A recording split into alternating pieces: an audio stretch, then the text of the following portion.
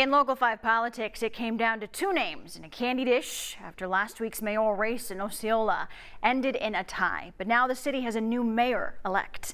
Local 5's John Diaz has more on how the tie was broken and why the race it may not be over. Inside the Clark County Courthouse multi-purpose room, something we don't often see.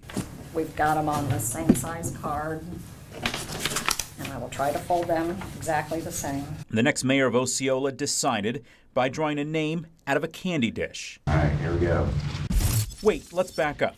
How did we get here? It was a close one last week for the two mayoral candidates on the ballot, and after a recount this week, a tie, 382 to 382. And when that happens, Iowa law says this is the tiebreaker.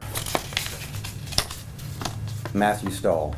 Not something Mayor Thomas KEDLEY expected after 6 years in office. That's the beautiful thing about America, and that's the beautiful thing about elections. You don't know until voter day.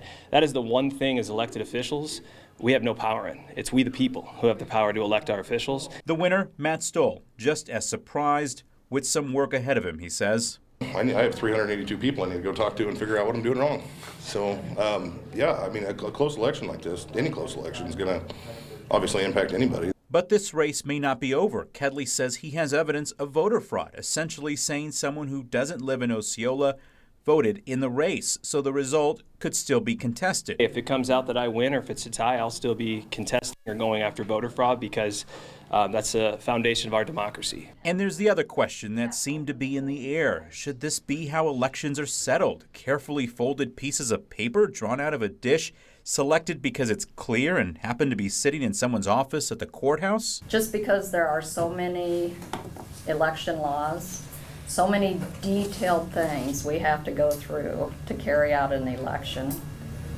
and then something so simple as drawing out a hat. All right, John joining me now. You would think this doesn't happen very often.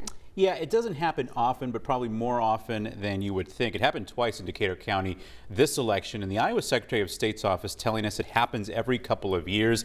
Secretary of State Paul Pate telling us in a statement today, ties in elections reinforce the fact that every vote matters. One more vote either way would have made the difference. That's why it's so important to make your voice heard by voting, and this is certainly an election and a race that we'll still have to keep our eye on. Absolutely. Fascinating stuff there. Thank you, John.